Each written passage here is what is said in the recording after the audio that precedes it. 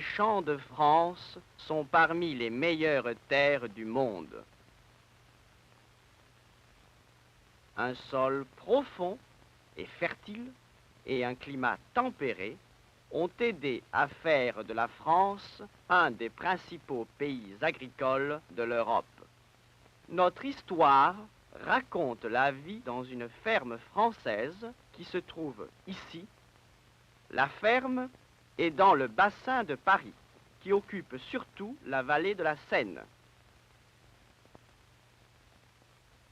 L'étendue moyenne d'une ferme française est de 20 à 40 arpents, et la majorité des fermes appartiennent à ceux qui les cultivent. Faisons la connaissance de ce fermier français. Il s'appelle Jean Duval. Le terrain qu'il cultive appartient à la famille Duval depuis plus de 100 ans.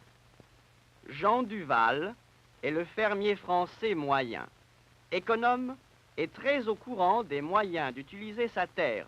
D'ici, il peut voir ses champs de blé où le blé est prêt au battage. Tout près est le verger qui lui fournit des pommes au couteau et des pommes à cidre. Dans la prairie paissent les vaches qui fournissent du lait pour le beurre et le fromage. Du bois à brûler vient du petit bois que Duval exploite en commun avec ses voisins du village où il habite. Dans beaucoup de parties de la France, les maisons et les granges se trouvent souvent au village, et tous les villageois se connaissent. Le fait de partager la même existence les a aidés à construire une communauté de bons voisins. Les maisons sont souvent construites de pierre parce que le bois n'est pas très abondant. Cette maison-ci appartient au fermier Duval. Pendant que M. Duval est au champ, la mère Duval s'occupe de ses besognes dans la basse-cour. Et voici qu'arrivent les garçons de la famille. Pierre, le fils aîné, est toujours prêt à faire sa part du travail. Il est utile à peu près partout, et c'est un bon ami pour Émile, son frère cadet. Rentré de l'école, Émile salue toujours sa mère, et puis, comme d'habitude, lui parle des choses qu'il a apprises en classe aujourd'hui. Voici la sœur d'Émile, Louise. Elle aussi s'intéresse aux devoirs qu'Émile a rapportés. Elle et Émile vont à la même école dans le village. Dans cette famille française, comme dans la plupart des familles partout, chaque membre prend part aux problèmes de la vie quotidienne. Voyons une journée ordinaire dans la ferme des Duval. La famille est déjà assise au petit déjeuner. La mère sert de la soupe, le principal plat du petit déjeuner. Il y a du fromage, du beurre et du cidre. Le pain fait une partie importante de chaque repas. Le petit déjeuner est un gros repas dans une ferme française. Le grand air et le dur travail font de bons appétits. Maintenant, il est presque 6h30. Il est temps de commencer les occupations de la journée. Le père et Pierre s'en vont dans les champs. Émile et Louise partiront plus tard pour l'école. C'est la tâche de Pierre, après qu'on a trait les vaches, de conduire le troupeau au pâturage. Le père va à ses champs dans une charrette à 2 roues. Derrière, il a attaché les chevaux de rechange dont il se servira pour le labourage. En France, il est facile de livrer les récoltes au marché, parce qu'il y a beaucoup de bonnes routes qui lient les fermes aux grandes villes. Voici le champ que le fermier Duval achèvera de labourer aujourd'hui.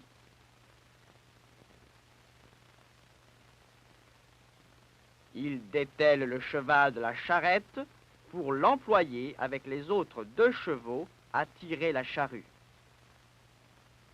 Entre-temps, Pierre s'occupe des vaches, les conduisant au pâturage. Quels beaux animaux! Des troupeaux comme celui-ci sont communs dans le bassin de Paris, où les pâtures fertiles conviennent bien à l'élevage du bétail. Bien que des tracteurs s'emploient dans quelques fermes françaises, il y a beaucoup de fermiers, comme Jean Duval, qui dépendent de leurs chevaux pour la plupart de leur travail. Sur ces terres, le fermier Duval cultive du blé, du sarrasin, de l'avoine et des pommes de terre, récolte typique dans cette partie de la France. De son père, Pierre a appris beaucoup sur l'agriculture. Quel sol convient le mieux à de certaines plantes, comment on doit assoler les cultures, comment utiliser efficacement le terrain. On cultive les champs de France depuis des siècles, et ce n'est que par un usage prudent du sol qu'on en a maintenu la fertilité. À la maison, Émile et Louise partent pour l'école. Avant de partir, ils prennent soin de donner à manger à leurs lapins. La plupart des familles, dans les parties rurales de la France, élèvent des lapins comme une source de nourriture. Émile et Louise vont à l'école à pied, parce que l'école n'est pas loin de leur maison.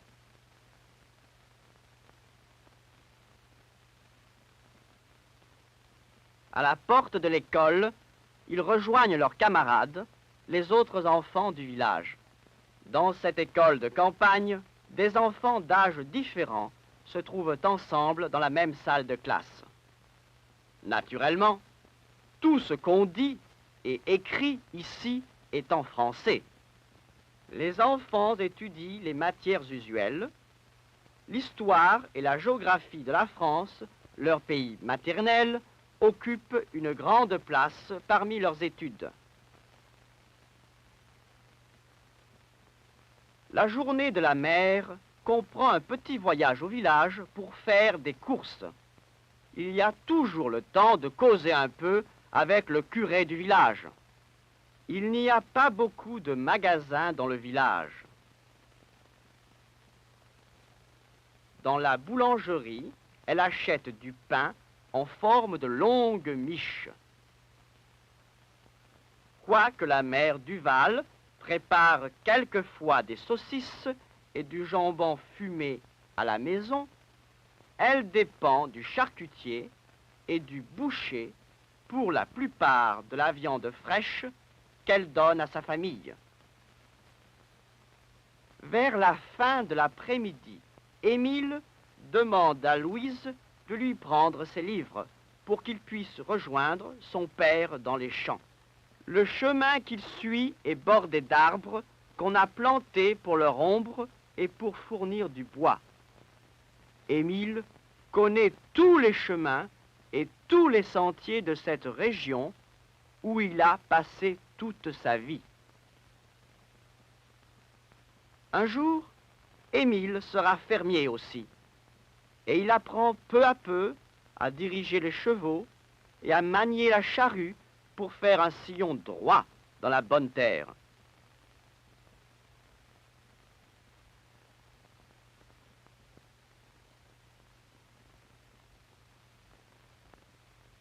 Du haut de cette colline, Émile peut surveiller toute la ferme. Qu'est-ce qu'il voit là? C'est son frère Pierre qui ramène les vaches à la grange pour les traire. Le soir approche. Déjà, le clocher du village annonce la fin de la journée. Il est temps de dételer les chevaux et de rentrer dans la maison au village. Bientôt, Émile et son père seront à souper avec la mère et Pierre et Louise. Et ainsi, cette journée touche à sa fin. Mais il y aura d'autres journées et beaucoup de choses à faire. Le labourage et l'ensemencement du sol fertile, les soins du bétail et les besognes à faire. Toutes ces choses font partie de la vie dans une ferme française.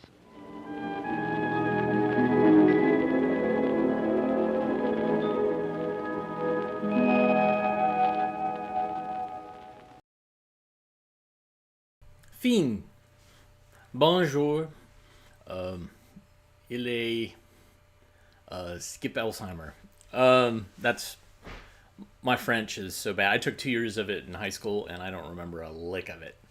But welcome to the AV Geeks Lunchtime Streaming Show, where we watch old 16mm films. And hey, yesterday was actually the 100th anniversary of 16mm film being introduced to the public.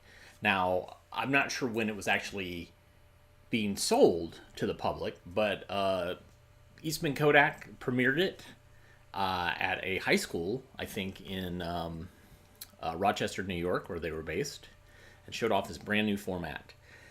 And it was probably to compete with Pathé had come out with a format the year prior called 9.5, which had also a similar kind of frame image size. It was not made of nitrate, and they were targeting mostly the amateur film market, but also people doing industrials and other types of things. And so, yeah, this is what we do. 16mm, 100 years old. Awesome. All right, anyways, let's watch this film about democracy. Enjoy.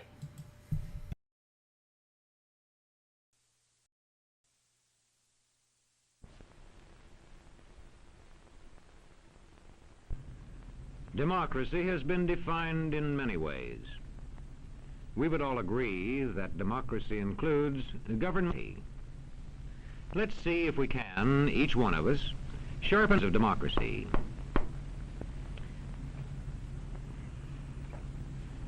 We know that democratic words and forms have been written into laws. But it is the way people practice democracy that really counts. Let's ask this man about defining democracy. He studies communities and the way people live in them. He goes about his job scientifically, observing, recording, analyzing, and reporting. Well, I'll tell you one thing. Students of society have been reporting their observations and analyses for a good many centuries. And as yet, there is not one single definition of democracy that they would all accept. There's one point, however, they would all agree on, and this is it. In thinking seriously of democracy, one must define his words carefully and use them consistently. When you have your own definitions clear, you know exactly what to look for in a community. Many students agree that two important signs of democracy are shared respect and shared power. Let's take shared respect first. Sharing respect means that each shares the respect of all. Not because of his wealth, or his religion, or his color, but because each is a human being and makes his own contribution to the community, from healing its sick to collecting its garbage, from managing its railroads to running its trains.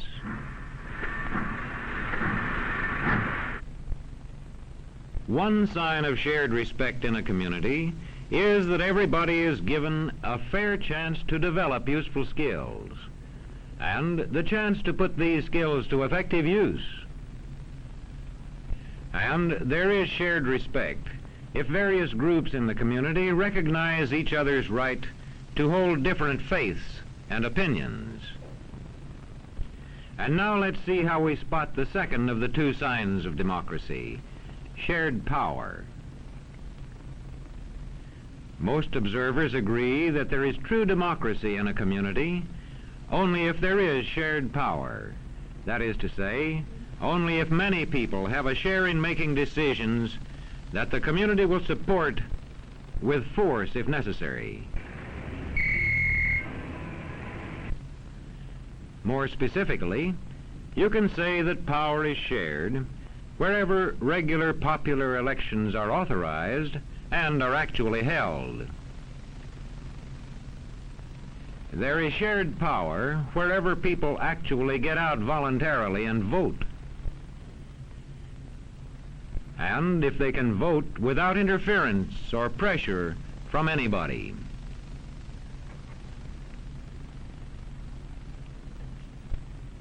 There is shared power if office holders are drawn from representative groups in society. If they include men from the farms, men from the law courts, men from the stores, men from the factories, office holders who are drawn from representative groups of the community. In a democratic legislature, shared power shows itself in a strong opposition. Listen. And that is why I'm confident the governor will have the support of the House on this bill. Mr. Speaker, as usual, the honorable gentleman is quite wrong. He and the governor he serves so dutifully can expect no support for their policy from this House. A strong opposition is made possible by an effective political party system. The two most important signs of democracy, then, are shared respect and shared power. They, in turn, depend on many conditions. Let's consider two of these conditions: economic balance and enlightenment. Economic balance means that the community contains a large middle-income group. A relationship between economic balance and democracy has been noted and reported for centuries by students of society. Aristotle said that a government made up of middle-income people has the best chance to be democratic. That was 2,000 years ago in Greece. And well over a century ago in America, James Madison warned that extremes of riches and poverty set group against group. In past centuries, economic balance was improved when large feudal estates were gradually reorganized into independent farms as one part of the development of democracy. This creation of better economic balance aided the further growth of democracy. The social observers of our time have also noted that the development of democracy usually goes hand in hand with the growth of large middle-income groups. In today's world of giant technology, one of democracy's serious problems is how to maintain flourishing middle-income groups. Another important condition for democracy is enlightenment. Making information available to citizens and giving them the skill with which to judge it. As public education increases, democracy grows. In checking a community for democracy, we must find out whether it provides schools adjusted to the needs of its young people. Just being able to get books and newspapers is no guarantee of democracy. The newspapers of a real democracy meet these tests: balanced presentation of news, disclosure of source, competence of the staff. In applying these tests to newspapers, we find out, first of all, if they report both. See if the news pages contain news only, and if opinion is kept for the editorial page.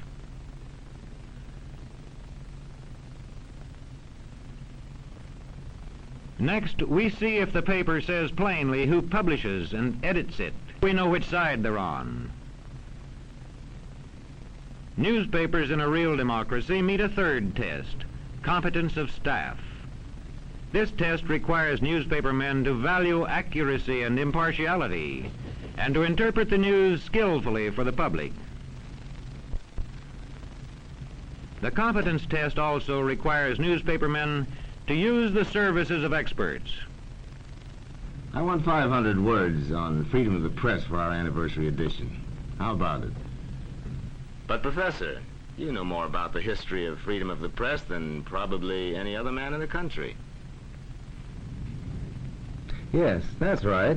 I mean the responsibility of a free press and other forms of communication like the radio and the movies to enlighten the people into democracy.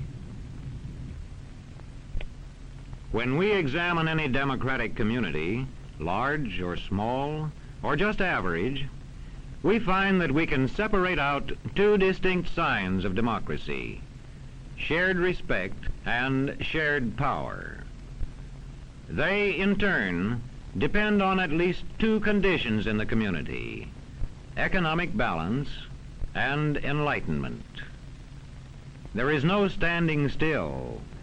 The more economic balance and enlightenment, the more shared respect and shared power. Democracy is something that's never finished. It wanes with neglect, and it grows with care. If a community works to balance its economy, and if it works to enlighten its citizens, such a community can achieve shared respect, and it can achieve shared power. By working hard at it, the citizens of any community can achieve democracy.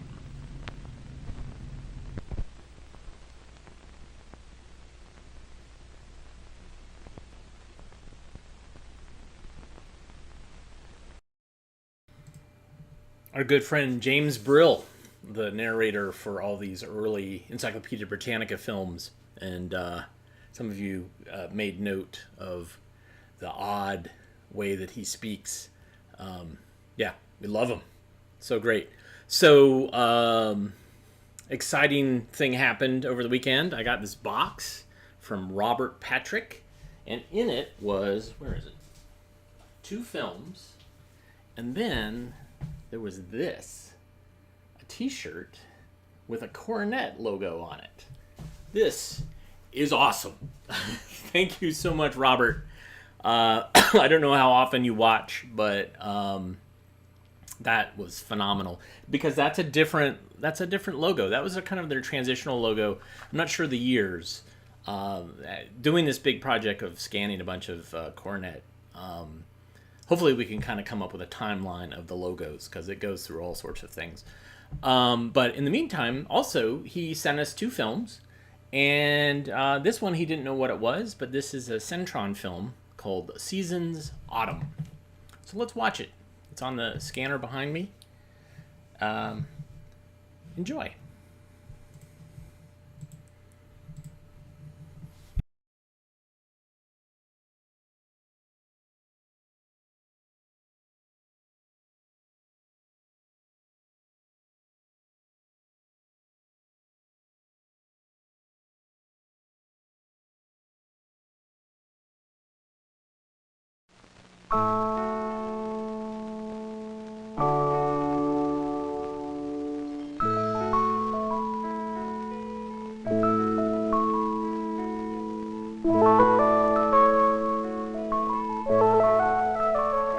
Autumn, because that's when all the leaves turn colors. Orange and red and yellow. My favorite color is yellow. They only look like that for a week or 2, and then the wind comes along and blows them off the branches. I wish they stay that color all year round. How do trees know when it's fall? My older sister said the leaves are changing color because it's getting colder. We went on a field trip to a farm last fall, and it had a real neat red barn just like that one. Yeah, and it had pumpkins too. That looks like my uncle's farm. He's got 50 acres. Well, what's an acre? It's like our backyard, but bigger. Oh. Look, the trees in the city. They're changing colors. There's some deer looking for food. That squirrel's eating an acorn. He's cute. He's cute. Yes. We see a whole bunch of bullfrogs. We always try to catch them. My uncle lives on a farm. He has a bunch of trees on his farm.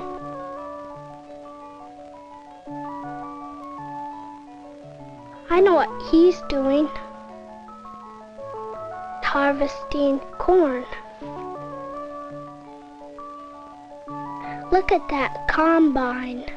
It's harvesting food for us. He has a cow. He has a farm pond. There's a cow. Uh-oh, look at all those clouds. It looks like the weather's changing. Looks like a windy day. Looks like a very cold and windy day. It's gonna rain when it does that. Pumpkins! Pumpkins! Halloween time. Pumpkins come in all different shapes and sizes. Oh, like an orange. Ooh, there's a green one. Look at all those pumpkins too. Yeah. Keep on jumping over them. I guess they're gonna run and get some.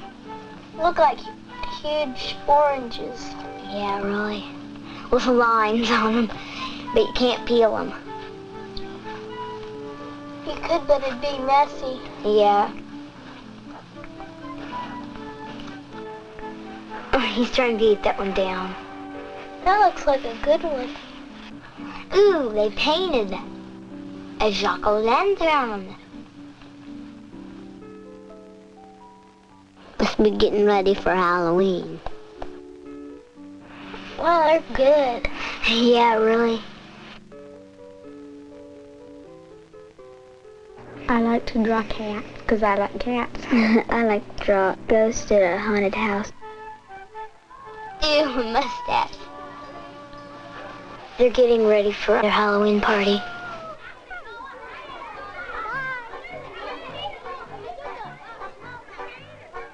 You have neat suits. What is he supposed to be? I don't know. That's a horse. I hope I do. I don't know.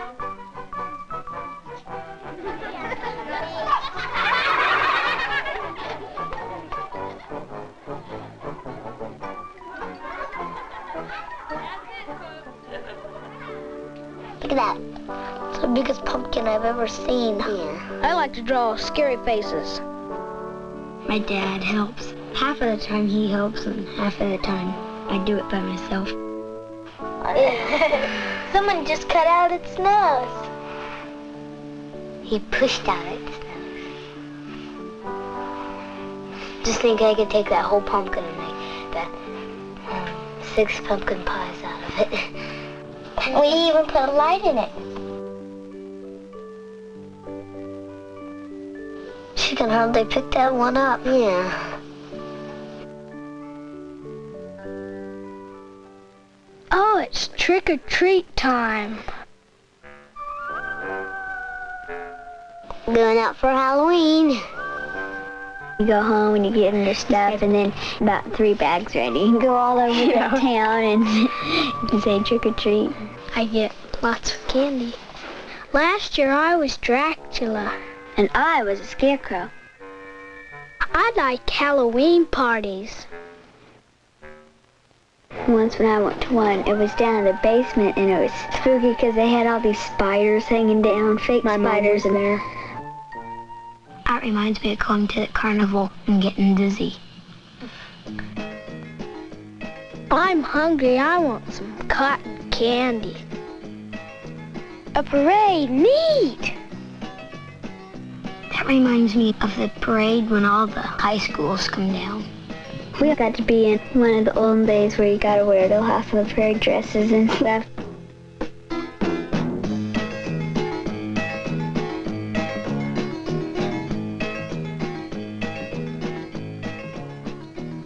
Kids riding bikes, just like we got bikes. Me and my friend Matt, we ride bikes every single day.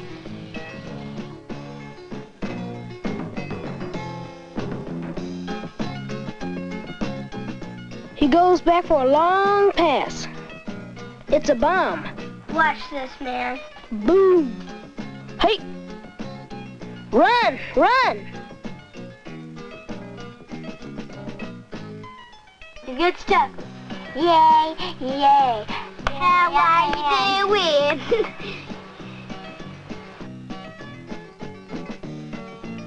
Uh-oh, looks like a touchdown. There he goes. Touchdown. We win. Yay! Ooh, look at that big trophy. Wow. We're number 1. I'd hate to do that, but I would get paid 50 cents. Oh! We rake them in a big pile and jump in it. And then we have to rake them all up again. I like to run through the leaves and hear them go crunch. Turkey. Turkeys. I think it's Thanksgiving. Ooh. Oh, I want to go to Grandma's for Thanksgiving. Looks good. Yeah. I call it Turkey Day. I go, Mom, how many days till Turkey Day? We always go to Grandma's house for Thanksgiving. You know what I like about Thanksgiving? Everything. I like turkey, stuffing, cranberry sauce, potatoes and gravy. And we can eat all we want.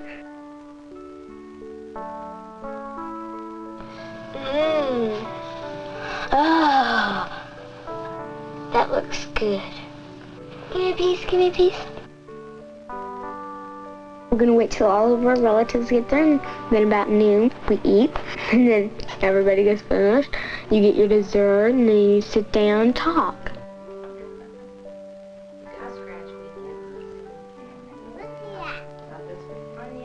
It's on this page. What do the trees do in the winter? They hibernate just like some animals do. Look at all those bare trees. There's only a few leaves on them. The wind is blowing them off the branches. There it goes. Sure has a long way to go. Yeah. It's gonna be a crash landing.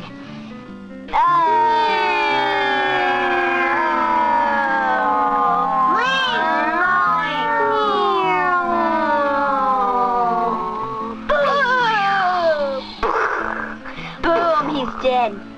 Look at those trees. All the leaves are gone. It's coming to be winter. Time to get out the sweaters and jackets so we can play outside. Oh, is that cotton? It's milkweed pods. Oh, looks like cotton. I bet it's a cold and windy day outside. It's going to snow any day now. Ride 'em, cowboy. Look at all those cattle. You better round them up fast, 'cause winter's coming. Oh, those are cute. Ooh, a woodpecker. Neat.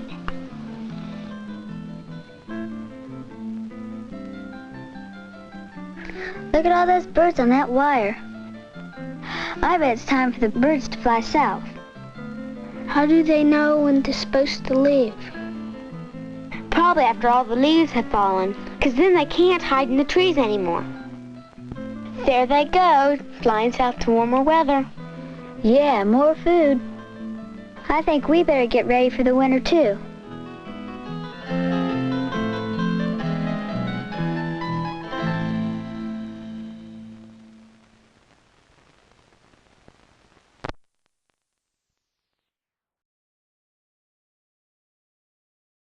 This has a real early Sesame Street vibe to it, with showing footage and then having kids narrate it. I was watching, we have a subscription to HBO Max, and they have a bunch of early Sesame Street footage. And so they have like 4 episodes of the first season, which is unfortunate because it really, the first season just I mean, that I grew up with that stuff, and that, you know, I was the target age for Sesame Street, so of course I watched it. That and Mr. Rogers. But man, it was so good. But the format of this is very similar, where you have, you know, you have kids talking about animals, or you have kids talking about being clean. So it's no surprise that this format is also used in educational films. All right, what do we got? What do we got now? So many things to watch. You know what I'd like to know is how the ear functions. And I don't know if this is an American company that made this or British. Let's find out. Enjoy.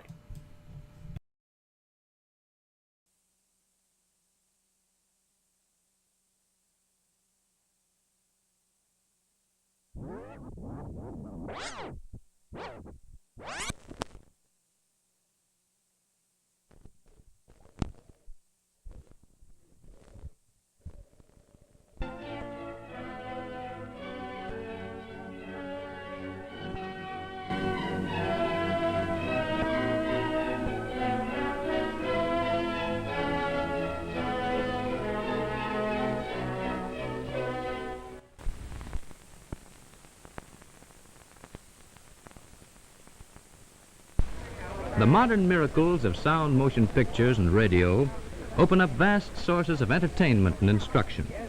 To benefit from these, we need our ears, which interpret for us the multitude of sound waves they receive. Now, if you will lend me your ears while watching this picture on the screen, I will tell you about these invisible waves and how our ears are able to convert them into sound.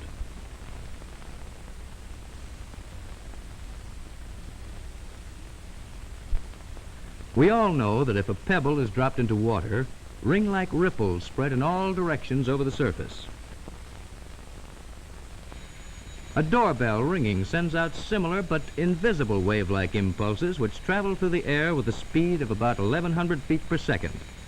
Sounds of every kind are transmitted to our ears by just such waves. Even now, as my voice comes to you, it is carried by these air waves to be conveyed to your own brain by nerve impulses created within your ear. As we shall see, this feat of conversion requires the highly refined and perfect mechanism which is our ear. To begin with, air impulses are caught by the outer shell and directed into the ear canal. Now let us look into this canal by using a specially designed instrument like this otoscope, which is used by physicians when examining our ears. There in the center we see a small... Now here it is at very close range and very much enlarged. Sound waves beat against the membrane as drumsticks beat upon a kettle drum or tympanum. So it is naturally called the tympanic membrane. It lies a little more than an inch from the outer opening and completely shuts off the eardrum from the ear canal, just as a drumhead completely covers a drum. Hidden immediately beyond this barrier lies the oddly shaped and highly specialized organ which by far surpasses any instrument of human invention in its ability to detect and to interpret sounds of every conceivable kind and degree. It is indeed rightly called the most remarkable mechanical system in the human body. And now let us examine the general position of this apparatus when seen from the front. Here is the ear canal and the more internal parts which have an outlet into the throat. The Eustachian tube. This important connecting passage opens just above the tonsil. Like other important sense organs, the ear lies close to the brain. All sound waves entering the ear are converted to nerve, the shortest path to the auditory center, which controls the organ and where sound perception or hearing is located.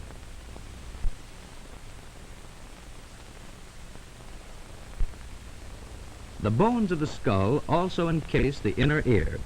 Here we can see it occupying a group of intricate hollows and channels. These in turn lie safely protected within the hardest portion of the temporal bone. This portion is actually the hardest bony structure in the whole body. Now let us greatly enlarge the picture of one ear so that we may examine its construction and its in greater detail in this sectional view. The ear is divided into three parts.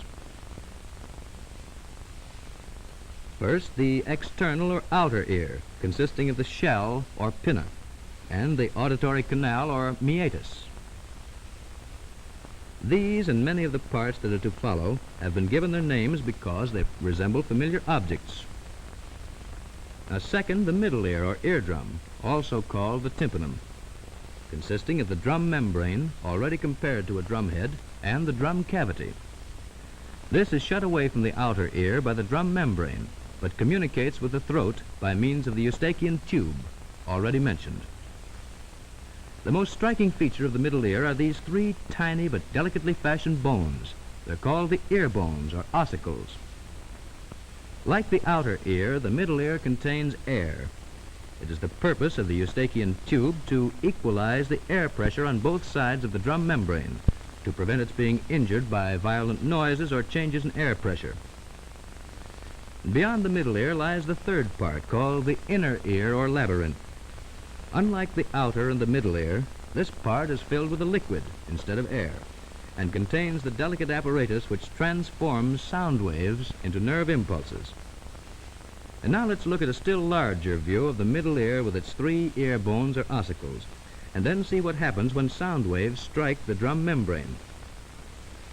This bone, consisting of a head and handle, is called a hammer or malleus, and is fastened by the handle to the drum membrane. United to the malleus by a joint is the anvil or incus, which in turn touches the stirrup or stapes. The footplate of the stirrup is attached by a movable ligament to an opening, which is called the oval window. If from any cause the drum membrane is forced inward, its movement is transmitted to the stapes, and the upper part of its footplate swings into the inner ear as on a hinge. Repeated pushes make the plate swing in and out, agitating the liquid which fills the inner ear. And now let's see how sound waves coming from a ringing bell act upon the ear mechanism. Here we see in slow motion how these sound waves, by beating against the drum membrane, are carried across the middle ear to the inner ear by the chain of ossicles.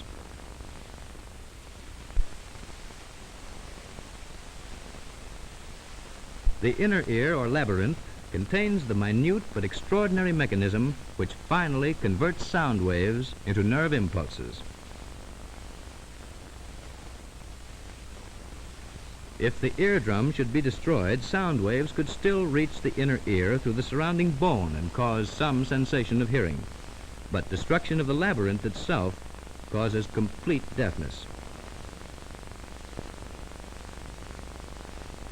The labyrinth, as its name implies, consists of a maze of passages or tunnels, hollowed out of the solid surrounding bone. These passages are loosely lined with a skin or membrane. Now, if we remove its surrounding bone, we reveal the shape of the entire labyrinth as it is formed by its lining membrane.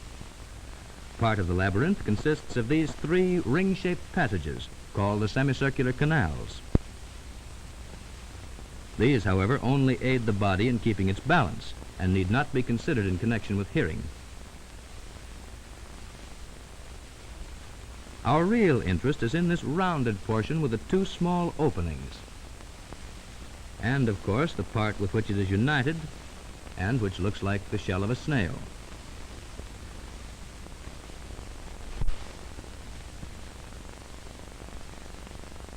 Returning to our sectional view, we see that the rounded portion contains a hollow chamber lying between the middle ear and the snail. A number of openings lead to adjoining parts, just like doors do from a hallway. So it is called the vestibule. These openings in the vestibule lead to the semicircular canals. Actively related to the hearing mechanism are these two openings which have already been pointed out on the outside of the labyrinth and which allow sound waves to pass from the eardrum to the inner ear. First of these openings is called the round window. It is covered by a very thin membrane. The second, the oval window. Through it are received sound impulses transmitted by the plate of the stapes, which covers it. And the third opening leads into the upper half of the passage, which has the shape of a snail or cockleshell, and so is called the cochlea. Within the cochlea is contained the mechanism which finally converts sound vibrations into nerve impulses. Let us look at the inside of this amazing little instrument. If we were to slice through the middle of the cochlea and then turn the separated portion face upwards, we would see inside a spiral-shaped canal which circles around a central core of bone called the modiolus. This canal is divided into an upper and lower portion by a membrane shaped like a spiral ramp. This membrane is of a highly complicated internal construction, and when agitated by sound waves, sends out nerve impulses. These are conducted to the brain by nerves which unite to form the main auditory nerve leading to the auditory center.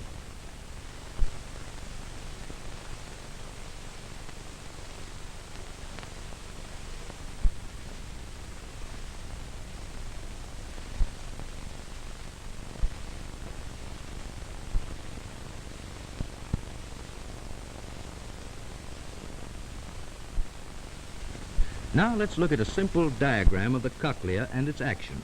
And this time, let's take off the top. Here again, briefly, we recognize the vestibule with the oval window covered by the stirrup. And directly below is the round window covered by its membrane. And here is the third opening, which leads directly into the inner channel of the cochlea. This white line represents the all-important spiral membrane, which transforms sound waves into the sensation of hearing. As we have seen before, this is filled with a liquid. Now here again, we observe the action of sound waves upon the ear. This is merely a simple picture of the complicated action that results when sound waves enter the inner ear by way of drum and ear bones. The liquid, when set into vibration, causes wave-like shakings of the spiral membrane.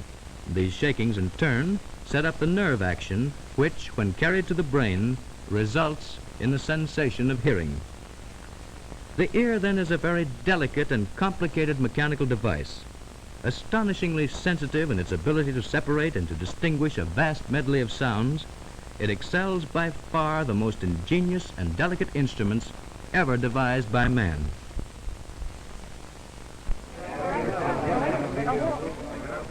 While we possess the great blessing of good hearing, let us always strive to protect and to preserve this most precious gift of nature.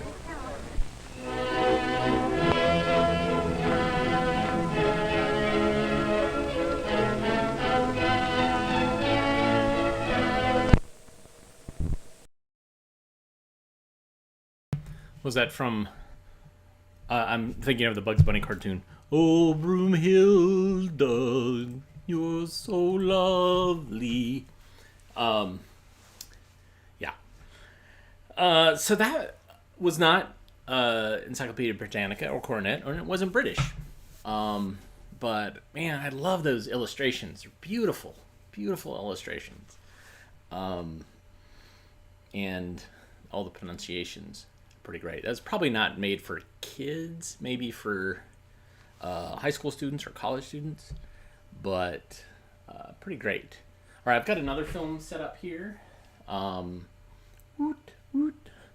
This is Fun with Words. This is another film from Robert Patrick. Thank you, Robert, again, for the t-shirt.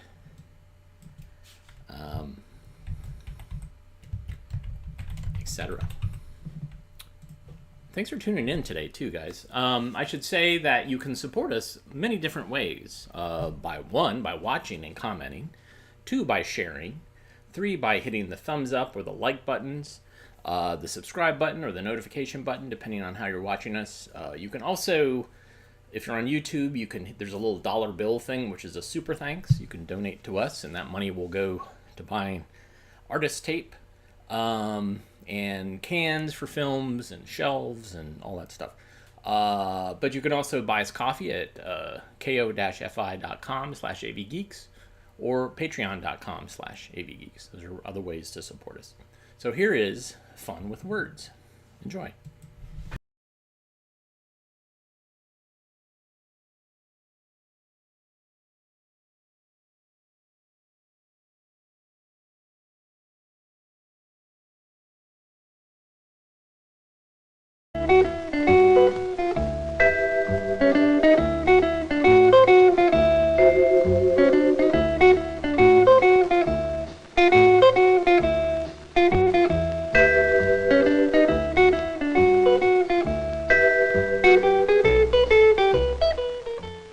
Here is a boy. I know many things about him that I want to let you know. You could find out all these things for yourself if you met this boy. But you don't have to. I'm going to let you know about him by using words. I'll begin with this word, Larry. It tells us the boy's name, so I call it a naming word. A person's name, even your own name, is a special kind of naming word. It starts with a capital letter.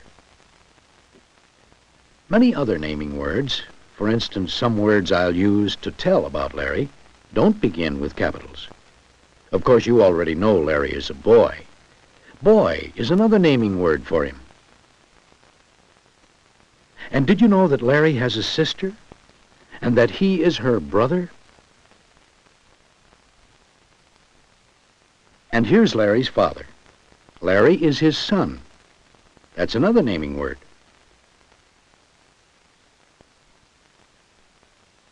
To the boys Larry plays baseball with, he's a pitcher. And to those he plays football with, he's a halfback. You see, these are all naming words for a person, Larry. And there are also naming words for places and things. For instance, the clothes Larry wears are things. A cap, a shirt, and a jacket. With these naming words, I've let you know what Larry sometimes wears. Now I want to let you know about some of the things Larry does. And to do it, I'll use another kind of word.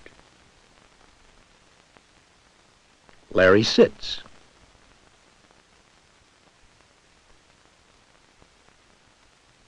He reads.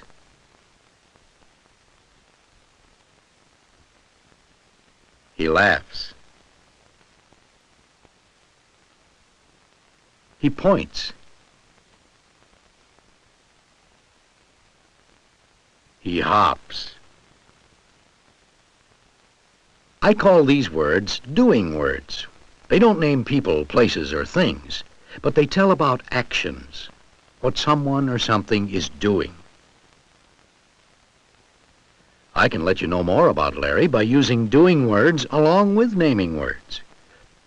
For instance, Larry runs. Larry is a naming word. It tells part of an idea. Runs is a doing word. It tells another part of the idea. The two words together tell the whole idea, and other naming and doing words go together in the same way. For instance, you remember Larry is a halfback. That's a naming word. A halfback kicks. He sometimes throws. And once in a while, he even falls. Each of these doing words is an action word that goes with the naming word, halfback, to tell an idea. Remember, a short time ago, you knew nothing about Larry. Now, by using words that name and words that do, I've let you know quite a lot about him, about what he likes to do, and even something about his family. And there are some other things I can let you know about Larry and about these two kinds of words. For instance, here is where Larry lives. Here is his bed. That's a naming word. And here is his football, another naming word. And here are his toys, still another naming word. But wait, this naming word is different from others we've seen. It ends with the letter S. S added to the naming word lets you know that Larry has more than one toy. I'd also like you to know that Larry has more than one book. He has books. And he has more than one car. He has cars. So when I use naming words to tell about more than one person, place, or thing, I usually add the letter S to the ends of the naming words. This rule doesn't work for all naming words, but it works for most of them. Now I've told you about things Larry has by using naming words. And I'd like to tell you what Larry does with his things, using doing words. For instance, Larry has taken a game out, and he plays. Plays is a doing word. Now Larry has a car, and he rolls its wheels. Rolls is also a doing word. Have you noticed that both these doing words end with the letter S? When doing words end with S, it usually means that one person or thing is doing something right now. And now Larry is picking up his football. Punts is a good doing word to use about a football. But even though Larry doesn't do that in the house, he remembers that yesterday in a game, he punted. Punted. This doing word tells about something that happened a while ago, and it ends with ed. Many doing words about things that happened a while ago end with ed. For instance, if Larry were to put his boat into the water now, I would say he sails it. But if he did it yesterday or last week, I would say he sailed the boat. Since he did it a while ago, the doing word ends with ed. So to tell you about things Larry did a while ago in the past, I sometimes can add ed. So I can use naming words to tell about one person, place, or thing, a toy, or more than one person, place, or thing, toys. And I can use doing words to tell about things Larry does now, plays, or things he did a while ago, played. And using naming words to tell you about people, places, and things, and doing words to tell you what is happening now, or what happened a while ago, I can let you know about any place Larry may go and anything he may see or do. For instance, Larry's sister sometimes takes him to the zoo. That's a naming word. There, he walks and he looks, doing words. He looks at the kangaroo, a naming word. As it hops, a doing word. He looks at the lion, naming, while it eats, doing. He looks at the monkey as it swings, and the seal as it swims. There is more than one giraffe. There are several giraffes. Remember, naming words that end with S tell about more than one person, place, or thing. And here is a bear who sometimes growls. He's not doing it now, but the last time Larry was at the zoo, the bear growled. The doing word ends with ed because it happened a while ago. With other naming and doing words, I can tell you many more things about what Larry does and the places he goes. Did you notice goes is even a doing word? And Larry goes to school. He goes to the store. And the theater. And once in a while he goes to the airport. The names of all these places are naming words. At all these places, Larry learns,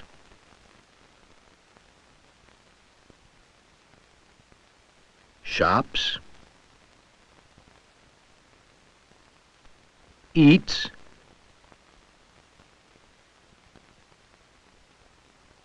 and sometimes he looks, doing words. Using naming words and doing words, I've told you quite a lot about Larry and the things he does. And listening to me, you may have come to know him pretty well. Maybe there's something you want to let others know about. A place, a person, or a thing. And maybe you can do it by putting naming and doing words together. I've told you my thoughts about Larry, a boy you didn't know anything about a while ago. And you can tell your thoughts to people using words that name and do.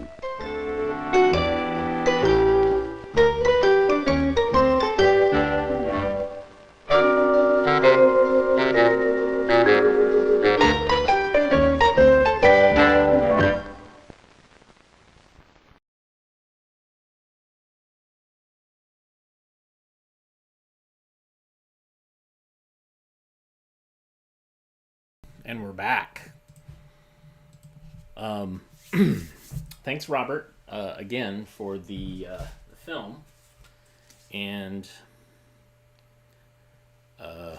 also this amazing T-shirt, this Cornet logo. Pretty cool. Yes, I can be plied with gifts to show things. This one can had a bunch of things on it, a bunch of stickers and things like,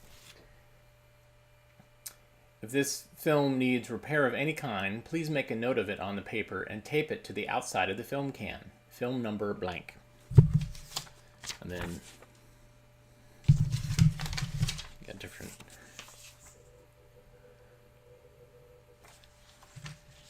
variations on it. And then also there's one that I saw. It was that this was a preview print. And so a preview print, where's that piece of paper? If I can find it. Here it is. All right.